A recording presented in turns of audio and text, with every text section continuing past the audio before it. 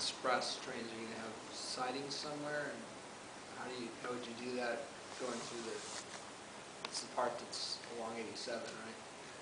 You don't have to add new sidings. You just have to have a pocket track at Ohlone, and you really don't even have to do the pocket track at Ohlone. You can do it with all existing infrastructure. You need to do signal improvements, so you need to improve the signal system to allow for it. But it can work. The local train runs behind the express, sort of, and then they end up being, by the time you get to downtown, they're staggered again. So I assume that when you talk about signal system, that ATP, ATS, Yeah. can you just expand on that a little bit? I don't know much about the signal system. I hope you know. Well, I think the idea here is, and Kermit might even be better, but is to get the express into where the Vasona line is going to be connecting in with the convention center. I think that we need an upgrade there to better communicate those two lines going into the convention center with Vasona. Is that right, Kermit? That sound right? Yeah, I don't know much about the signal system either, but there's something now that prevents them from, there's a certain speed they can meet, and they can't go any faster and stuff. So in order to really make this work and to get the speed that they need to get the savings and keep the trains staggered when they get downtown, You have to do that. you need to do that for But even so, like you say, it's a pretty cheap ticket in this world. In the scheme of things. Yeah, it's like a couple of rail cars, you know. Yes. The word pocket, I don't know what that means. Small. It's a little track which allows, basically, at that station there's two tracks and those are the main line. If you built a little siding track, you allow a train to get off to allow trains to get off of the main line. And the Ohlone station could accommodate that. It actually was designed for a future pocket track. And I have been to Ohlone station. One of the things that kind of, I think that could have been improved, I mean, when the way it was built, is to have a center platform. Right now, it's sort of like if you want to transfer from the other train on the northbound direction, then you have to cross the tracks, so that basically the trains cannot be sitting, you cannot do cross-platform transfer. right. So, you know, how could that ever be addressed? Or Yeah, this design assumes that you're going to have those people will be able to make transfers easily across platform. This also seems like it has a nice benefit that it kind of helps load share on that 87 line, because if you've got this heavy load from the Santa Teresa leg that might be filling up the trains, then it kind of gives you a second set of equipment that's coming along to sweep up the load from the others. So it really leverages the existing infrastructure very nicely. Correct. In addition to the travel time benefit, it's just like it really sings, you know. It really. Right. I mean, you basically, if you had full trains making local stops and nobody could get on them, what good are they? You know, and so this allows you to take your full trains all the way into downtown and beyond, north first, where they may be going. This is also an improvement that could be implemented today and have benefit, as opposed to, it doesn't require or rely on growth to occur or other things to occur. And while other parts of the system, we'll talk about it, there's certain trigger events that sort of need to happen for the benefit to really make sense. Okay, so in order to do that South Line Express local arrangement, you have to find a way for Vasona to really operate independent of the rest of the system. So it would go to downtown, and rather than go all the way up to Mountain View, it could actually just turn around in downtown and go back towards Campbell.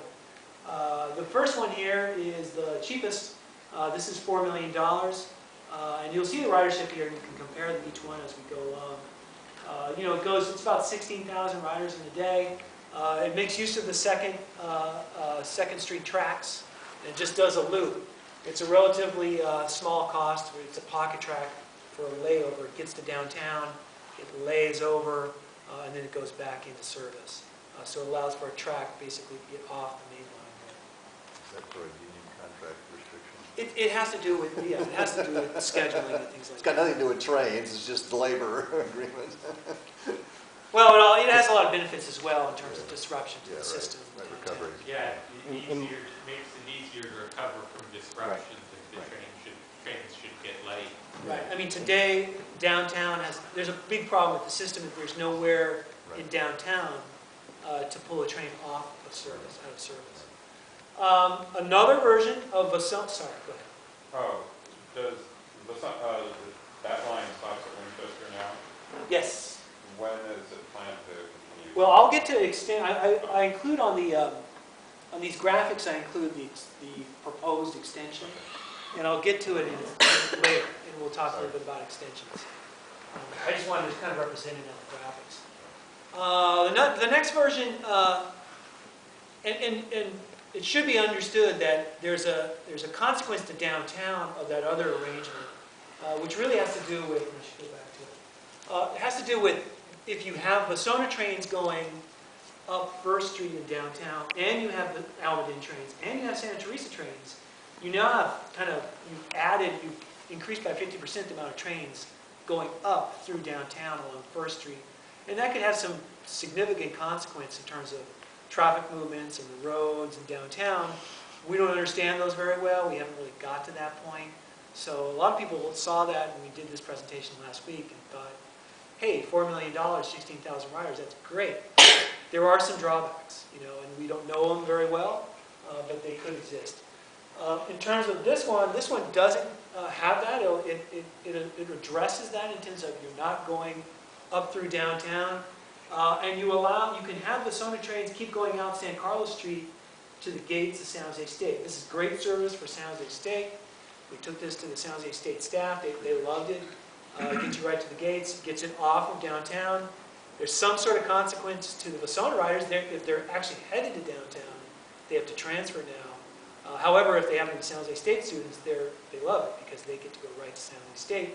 14,000 riders, so there's a 2,000 rider difference here between going all the way through downtown and going to the college. And that's a nice place to build a layover.